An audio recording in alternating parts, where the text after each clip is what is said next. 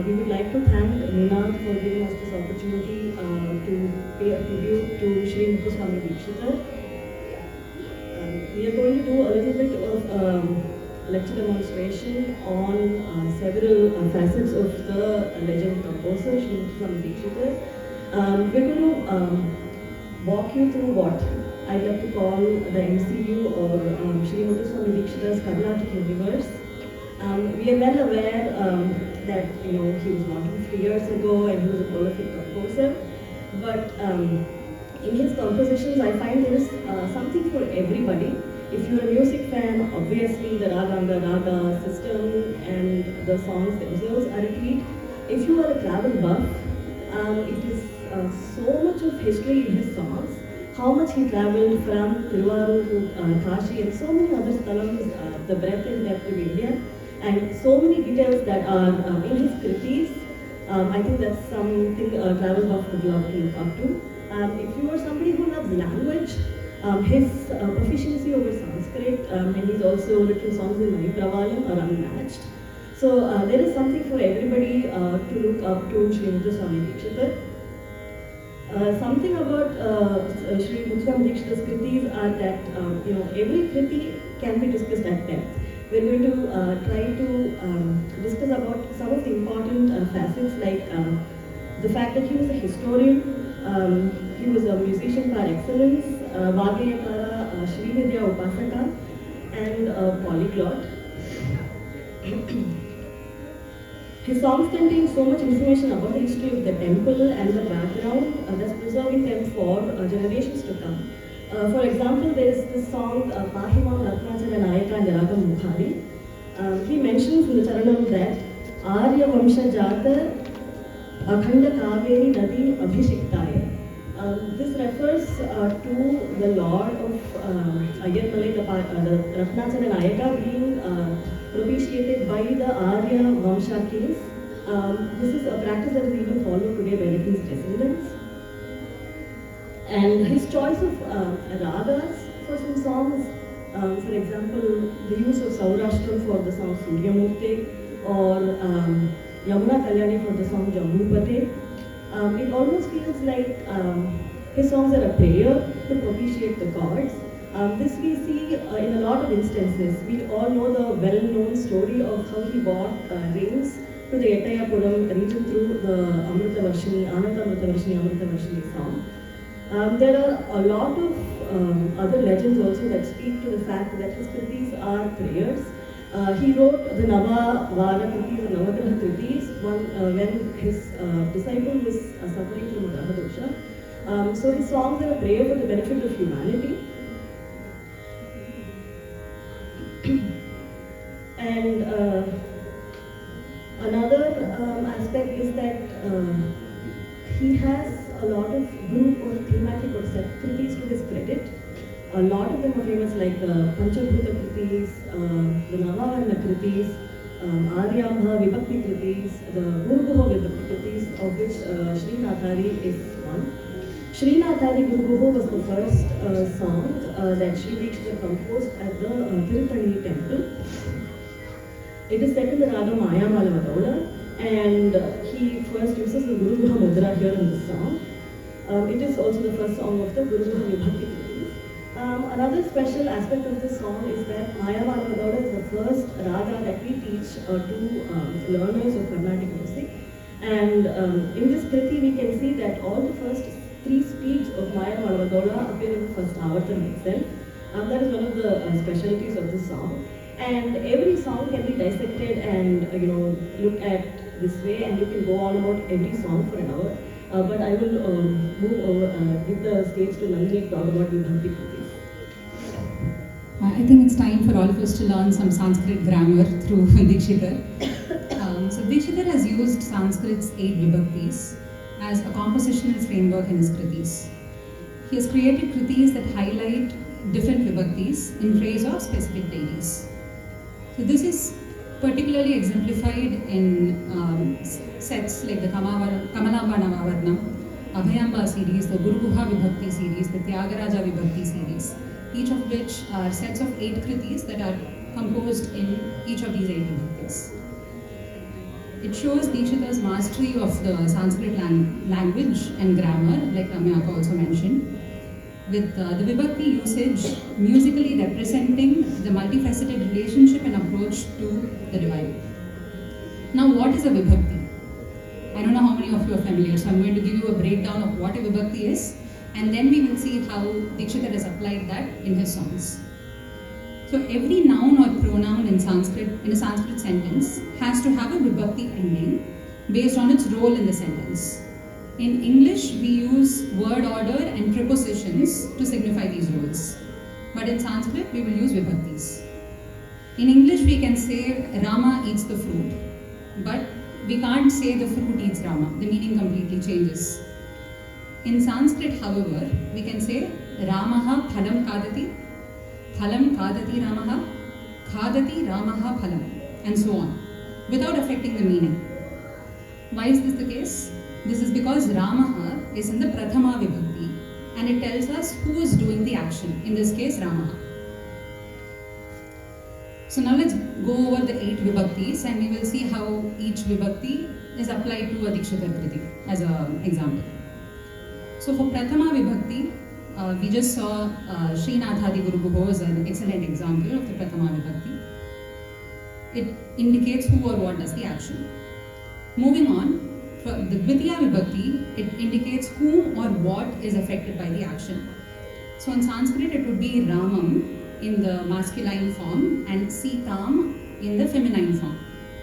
An example of a sentence would be Aham Ramam Pashyami, or I see Rama.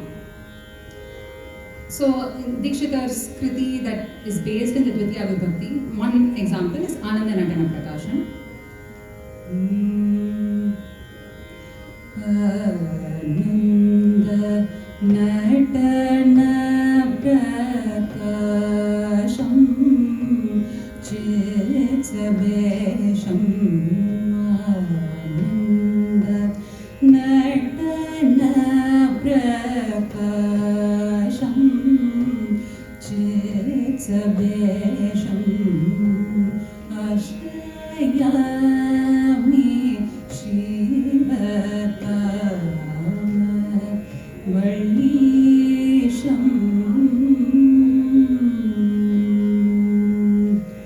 So this Kriti is set in the Kedaram Ragam and it's based in the Dvitiya Vibhakti. So how do you find out that it's in the Dvitiya Vibhakti, right? So Ananda Natana Prakasham Chitsabesham, I seek refuge in the one, radiantly manifest with the dance of joy, the Lord of the all of consciousness. So here, the object is Ananda Natana Prakasham. So that is how you know it's the Dvitiya Vibhakti. The Tritiya Vibhakti, moving on. So that represents with, by whom or what. So the Sanskrit form for the masculine version of that would be Ramena, and the feminine would be Sitaya. So an example of that would be Ramena Vanam Gachami. I go to the forest with Rama. An example of Dikshitar's Kriti in the Tritiya Vibhakti is Ganarajena in Arabi. Ganarajena Rakshitoham Ganarajena Rakshitoham Ganarajena Rakshitoham Punidananta Pallava Padena Ganarajena Rakshitoham.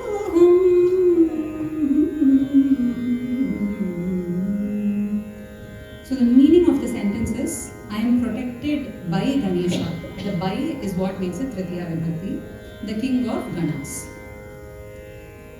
Moving on to the next Vibhakti, the Chaturthi Vibhakti, it represents to or for whom. Ramaya in Pullingam or masculine, and Sitayai in Striling or feminine. Phalam Ramaya Dadami is an example of a Sanskrit sentence. I give the fruit to Rama.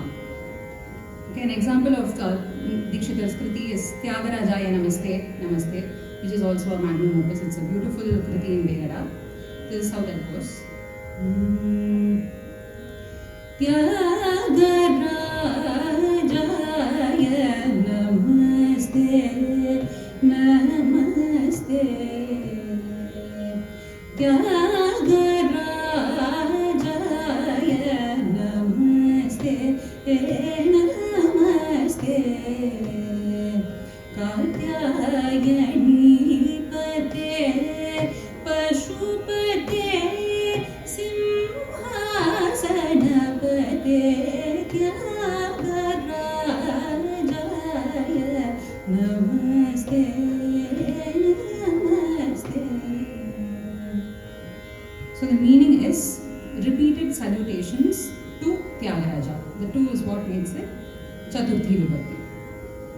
Now the Panchami Vibhakti is from whom or what. In masculine it would be Ramat and in feminine it would be Sitayaha again. So you will notice that Chaturthi and Panchami for the Striling are both the same. Sitayaha in both. An example of a sentence would be Ramat Patram Agatam. I got a letter from Rama. And Dikshitar's Kriti, we look at a feminine version. So that's Abhayambikayaha, which is from the Abhayamba set Kritis. It's based in the Kedara Gode Raga.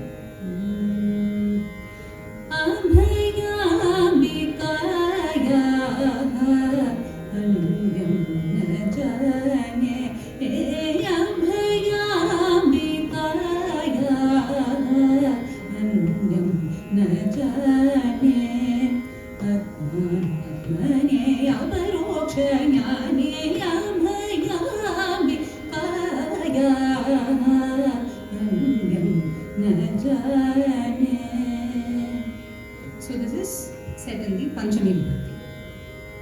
I don't know of any other than Abhayamba is the meaning of the sentence. Moving on, we have the Sashti Vibhakti. It is of whom or what. And the masculine form of that would be Ramasya and the feminine form of that would be Sitaya. My apologies, I think I made a mistake when I said the fourth and fifth are the same, the fifth and sixth are the same. Fourth in feminine would be Sitaye, so apologies for that mistake. So Sitayaha for fifth and sixth Vibhakti is in feminine. So an example of Dikshitar's Kriti in the Sashti Vibhakti is Ramachandrasya Dasoham in Dharmavati. Ramachandrasya Dasoham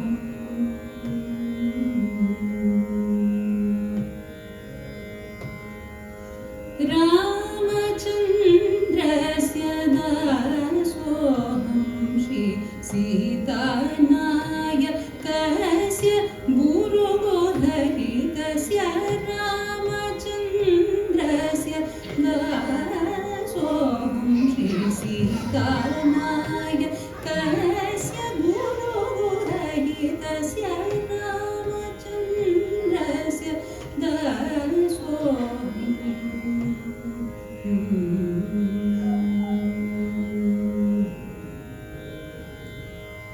So the meaning of the sentence is, I am the slave of Rama, and that is how this, we know that it falls in the Sashti Vibhakti. Moving on, the Saptami Vibhakti is in, on, at whom or what, and the masculine form for that would be Rame, and the feminine form for that would be Sitayam. Ramaha Vane Asti. Vane here is in the Saptami Vibhakti.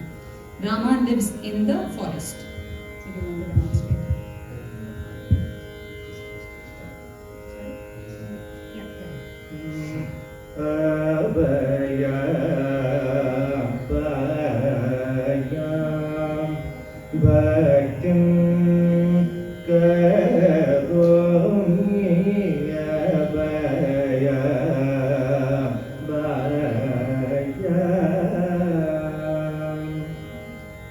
Thanks, Shashank.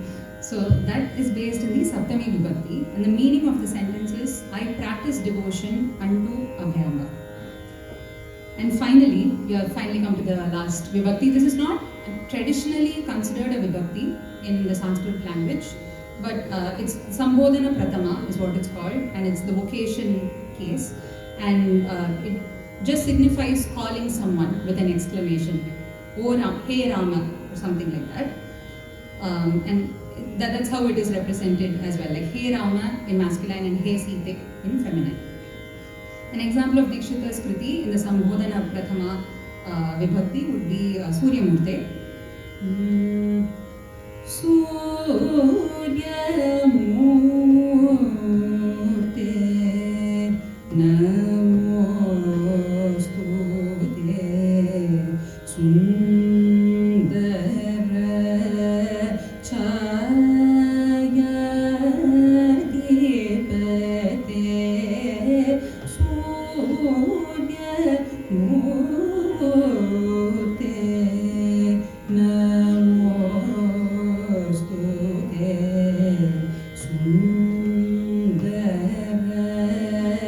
Chaya Dipate Surya Murte. The meaning of the sentence is salutations to you, O Lord Surya, and that is in the Sambodhana Prathama Vibhakti. So I hope you all got a good overview of Vibhaktis. So I want to talk a little bit about Dikshitar's composing style. Is my mic a little too loud?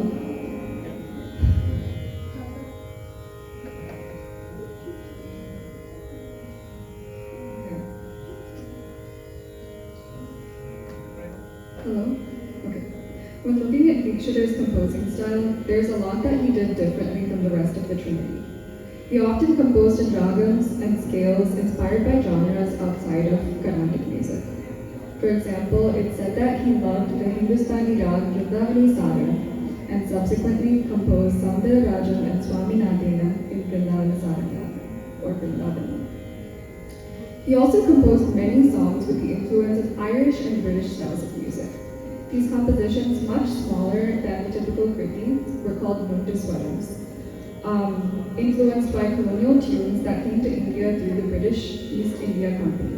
The Sahityams were written by Dikshitar praising Hindu gods in Sanskrit, typically sung in Ragam Shakaravarana to mimic the Western major scale.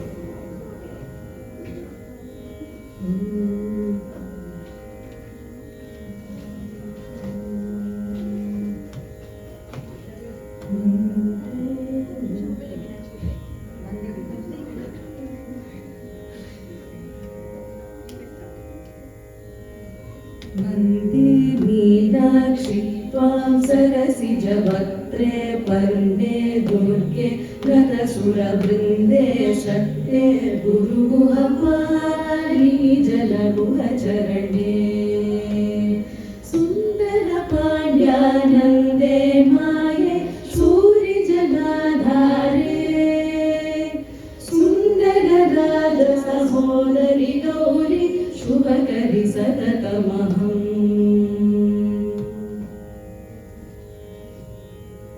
So as you can tell, these Notiswarams often took pre-existing tunes of Western influence. For example, Dikshitar even wrote lyrics to the British national anthem and gave us Santa Dampahima, a Notiswaram on praise of thee. The beauty of these Notiswarams is that in a way it's a fusion of styles at a time where fusions were in common, especially with the Carnatic music. He was able to seamlessly blend a Western tune with the divinity of his lyrics without losing the beauty of either the aspect of melody or the language.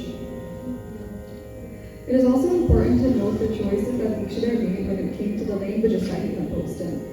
He considered Sanskrit as Veda Bhasha and Deva Bhasha, meaning that it was the language of knowledge and wisdom, but also the language of the gods. While the remainder of the Trinity, Tyagaraja and Shyama Sastri, mostly composed in Telugu, Dikshitar chose to compose primarily in Sanskrit. He also believed that Sanskrit could be easily accessible and understood by those residing in different regions, since there was a more prevalent scholarly language at the time. He also wrote kritis in Manipravadam, a language in combination of early Tamil and Telugu, apart from Sanskrit. Being a Vainika, Dikshitar often composed kritis with a veena in hand. This resulted in many Vainika Gamaka Prayogams and phrases in his kritis, many of which start with a slow build-up of sangadis in the pallavi. For example, Vaatapi Ganapatam, one of his most popular compositions, is known for having a buildup of nearly 10 Sangatis in the Pallavi, as many of you may be familiar already. Another characteristic feature of Dikshitar's composition is the use of Madhyama Kala. Due to the influence of the Veena tradition, his kritis were usually set and sung in Vilamba Kalam, or a slower pace. However, Dikshitar often wanted to show a contrast between Vilamba Kalam and Madhyama Kalam. And the typical structure that he followed to do this was including 2 to 4 avartanams of Madhyama Kalam Sahityam to the end of his charanams. Many such kritis exist under his name. One that comes to mind that actually has Madhyama Kala Sangatis even in the Pallavi is Shri Varalakshmi Namastutyam. The second line of the Pallavi, Shri Sarasapade, has Sangatis that are both sung in the slow speed as well as Madhyama Kala. It's okay.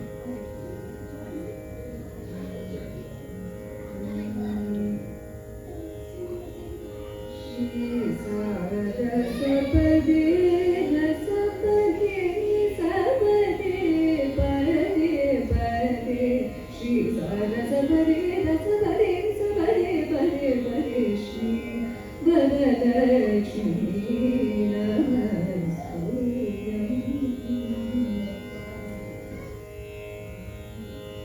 So, moving on, most kritis have 3 angas, a Pallavi, Anupallavi and Charana. The trinity usually composed within these guidelines. However, Dikshitar is known to have composed many kritis with a Samashti Charana, meaning that the kriti only has 2 angas. The Pallavi remains as usual, and the Anupallavi and Charanam are combined to make a Samashti Charana. Some example of such kritis are Anandamrita Kashini, Mamala Meenakshi, and Shri Parthasarthi. These kritis also often had other ways of decorating the charanam, such as including a Madhyama Kala Sahityam, as I mentioned before, Chitteswarams, as well as Swara Sahityams. Though it's known that Tyagaraja also had a few kritis in the Samashti Charanam format, it's more common with Dikshitar. He's considered the composer that challenged the typical style structures of Carnatic music and was the most experimental in nature. So we wanted to highlight a few aspects of Dikshitar's composition style in depth. First is his usage of raga mudras. Most of Dikshitar's compositions will have a raga mudra in it, beautifully woven in. Some raga mudras are quite easy to pick out. When you hear the lyrics, you'll notice that that is a raga mudra. And others, when you just look at the lyrics, you might not realize that there is a raga mudra, and so creatively he's woven them in. So I wanted to share a few of those with everyone today. So the first example is from Shri Saraswati Namostate, a very popular composition in Arabic. I can demonstrate. Samsara Vidyapake Sagala Mantrakshara Bhugeshi Saraswati. Here the lyrics are Samsara Bhiti Apahe, which means the one who takes away the pains in life. So when we say it as a compound word, it becomes samsara vidya pahe, where you get the raga mudra arati between samsara and vidhi.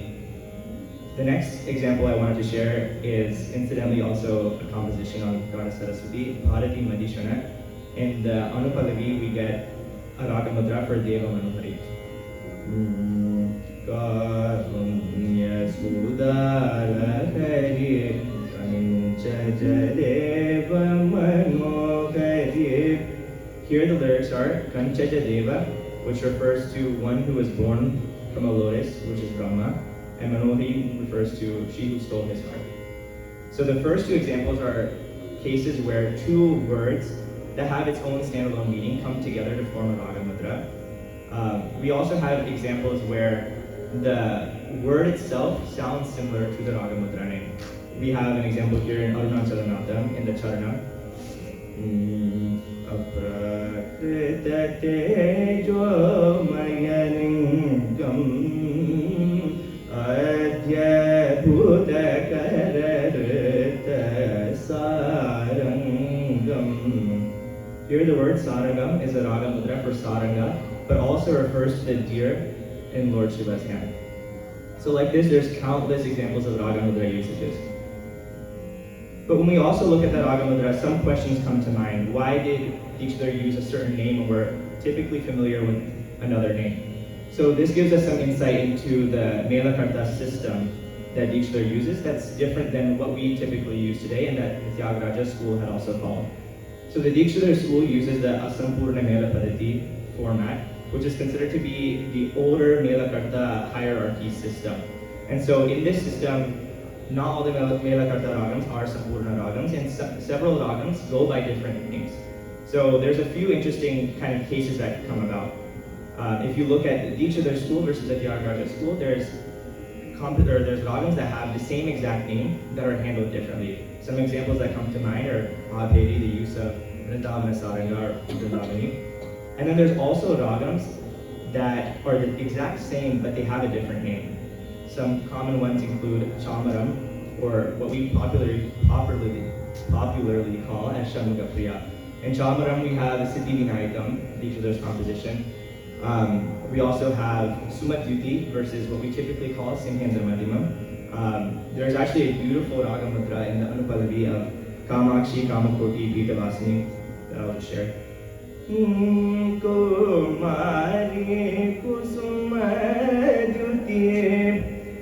So you can, when you hear that, you're wondering, oh, why doesn't it say Simhendra Madhimam? But you have this context and you understanding the different categorization systems that he used explains that. And then there's also a really interesting case of Suddha Danyasi in the Dikshitar school. So in the Dikshitar school, we typically know as Suddha Danyasi is Suddha Danyasi.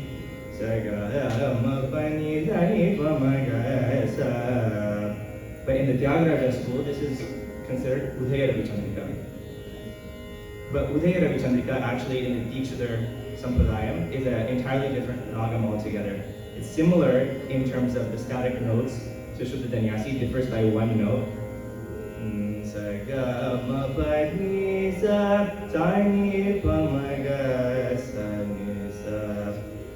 Does anyone know what we popularly call this ragam as? Shrotasvini. So yeah, that's some fun trivia there. The next aspect of his composition style that I wanted to highlight is his usage of yatis. So yatis are patterns or progressions of syllables, swaras, or rhythmic units.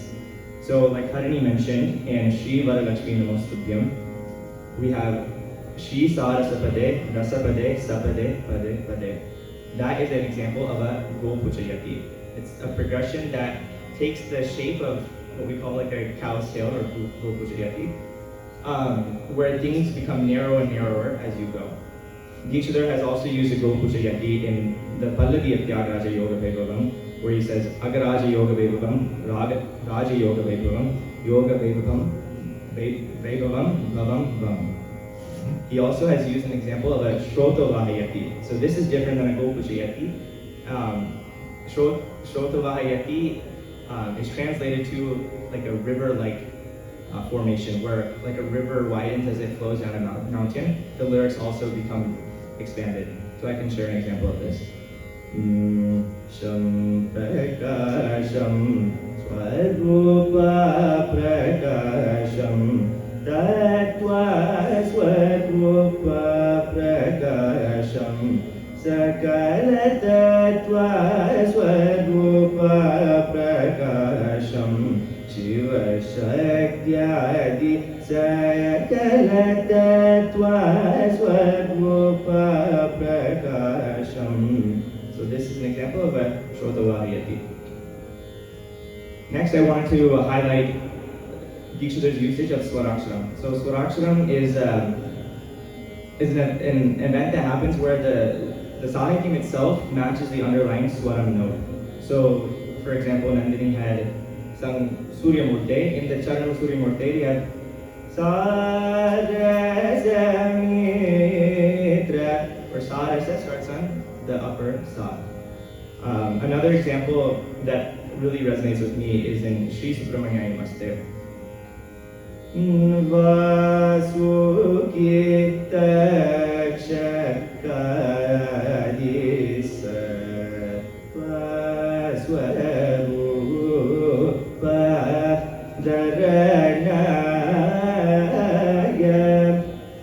So compositions have this Swaraksham. Just wanted to share a few here.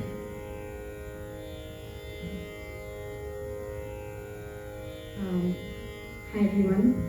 I would like to talk about Dikshitar's compositions in some very rare ragas which are almost extinct today, and a lot of ragas would be extinct but for the one Dikshitar composition that's in them. So I have picked 5 kritis to present to you. So the first raga I'll be talking about is Harini.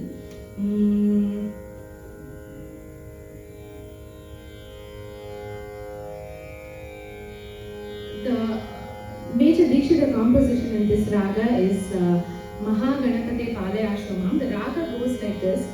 Sari ga sari ma pada sa sa ga ba ma ga ri sa. The kriti goes like this. Mahaganapate Palayashvamam Maya Maya Vallabhavate Shri Mahaganapate Palaya Suma Maya Maya Vallabhavate Shri Mahaganapate Mahanadana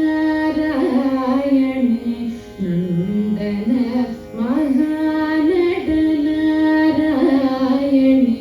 Nandana Manida Deva Devaki Nandana Mahanadana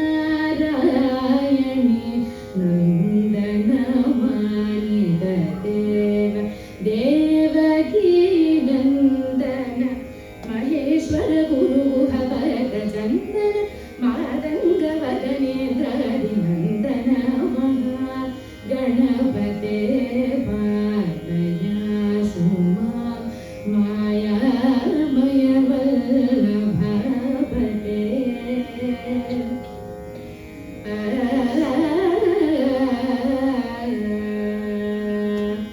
So that was Harini.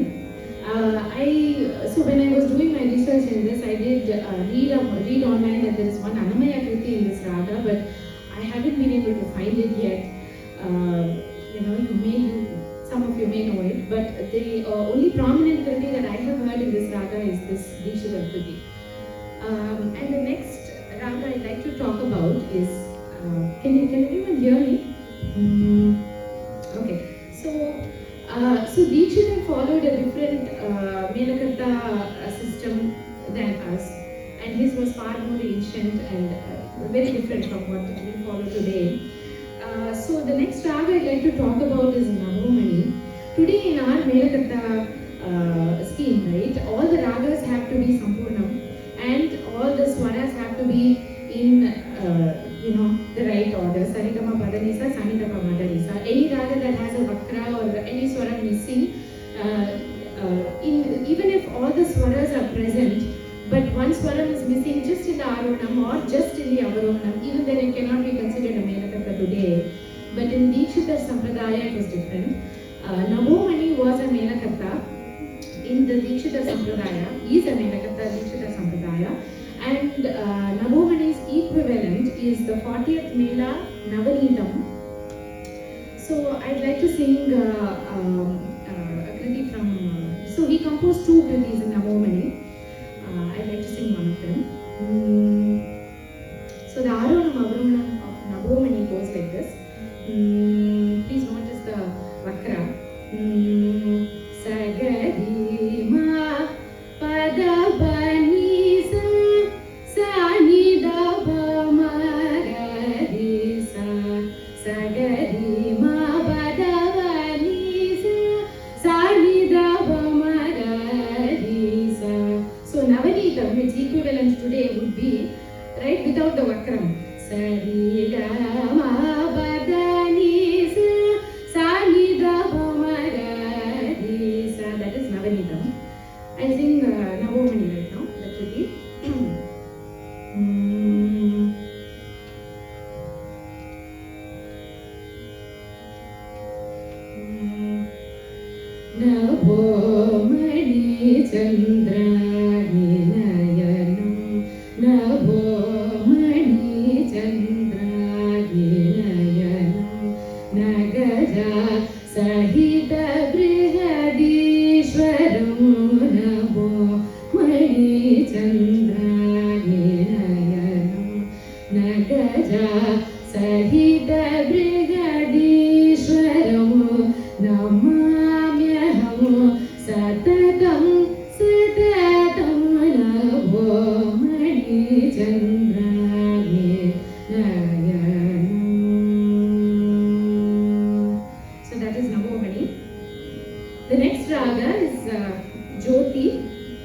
and its equivalent is the 68th Melakatta Jyoti Swarupini. And Jyoti is a Vivadi raga, and it has Rishabha missing in the Avarohanam, but which is also Melakatta in the Dikshitar Sampradaya. It goes like this. Sariga ma badani sa ni da ba ma ga sa. Sariga ma badani sa ni da ba ma ga sa. Okay? And Jyoti Swarupini would be complete, right? Arohanam and Avarohanam are both complete in Jyoti Swarupini.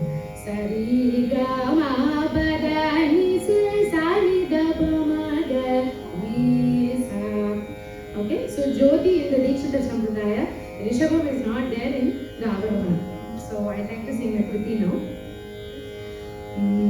Rame Bharata Balida Rajamarbayami Rame Bharata Balida Rajamarbayami Rame Bharata Balida Rajamarbayami Rame Bharata Balida Rajamarbayami Rajadi Raja Pujita Charani Namami Rame Bharata Balida Rajamarbayami Rajadi Raja Pujita Charani Namami Rame.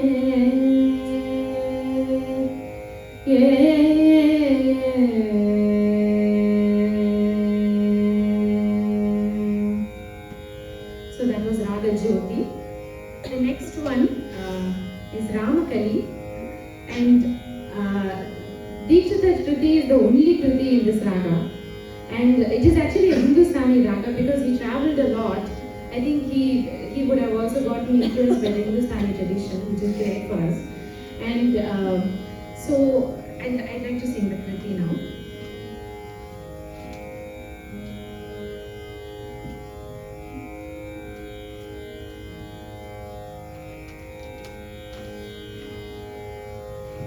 The Arohanam Avarohanam goes like this. Sari ga pa da sa sa ni da pa ma ga re sa. Sari ga pa da sa sa ni da pa ma ga re sa. So Maya Madavagoda Janyam. Rama Rama Kali Ganesha Virama Dhara Brilla Lama Rama Rama Kali Ganesha Virama Dhara Brilla Lama Rama. So that was Ramakali Ragam. The last one is Gauri Velavali, which is our Gauri Manohari, the 23rd Mela. So, as expected, it is Asampurna in the Dikshitar Sampradaya. So, Gauri Manohari, Gauri Velavali, sorry, goes like this, the Arohanam Avarohanam. Sadiga, Sadiga, Sadi Mahabada, Sari Rabo Magari, Sadiga, Sadi Mahabada, Sari Rabo Magari. Gauri Manohari, as everybody knows, it is Sampurnam in both Arohanam Avarohanam. Sadiga Mahabada, Sari Rabo Magari. Okay? So Gauri Velavali, the Kriti goes like this.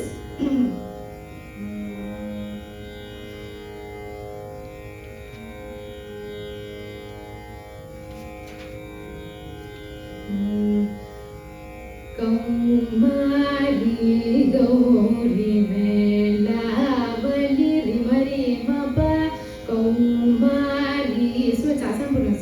Rimari Kaumari Gauri Velavali Gananole Sushile Bale Kaumari Gauri Velavali Gananole Sushile Bale Kaumari Gauri Velavali Gananole Gananole Sushile Bale Kaumari Gauri Velavali Gananole Sushile Bale Kaumari Gauri Velavali.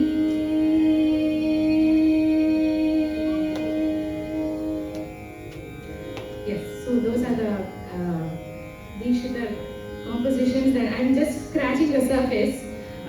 There's so much more, as always, in Dikshitar compositions. We would like to conclude the presentation with the last composition that Dikshitar listened to before he passed away. Everyone must be familiar with the song Meenakshi Memudam Dehe. It's a beautiful, beautiful kriti.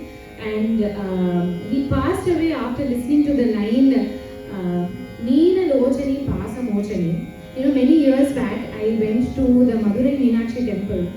And when I was standing right before Meenakshi there, she was standing with a parrot in her hand. I mean, parrot, right? Is that the bird she has? Parrot, right? Yes, I got it right. So when I saw that, right, I was thinking, you know, no wonder Dikshitar sang so many kritis on her, right? Look at her. So, I mean, that moment, I don't know, I remember Dikshitar when I saw Madurai Meenakshi, and that day we had a very peaceful darshan. But anyway, we'll sing this kriti now.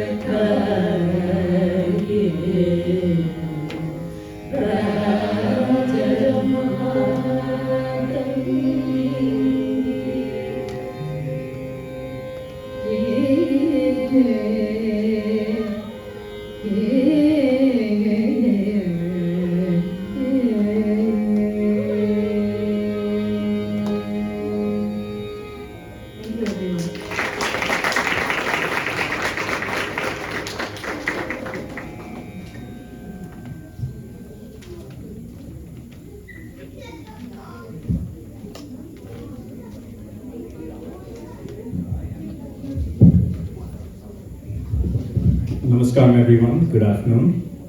A big thank you to Vidushis, Ramya, Sowmya, Nandini, Harini and Shashank for this amazing performance.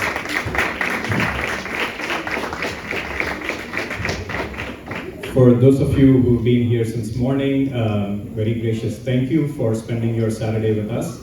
And for those of you who are just joining us, welcome to the September Ninad Festival, celebration of Carnatic classical music, promoting both the greater Seattle area youth as well as bringing in senior artists who are able to share some of their knowledge with us.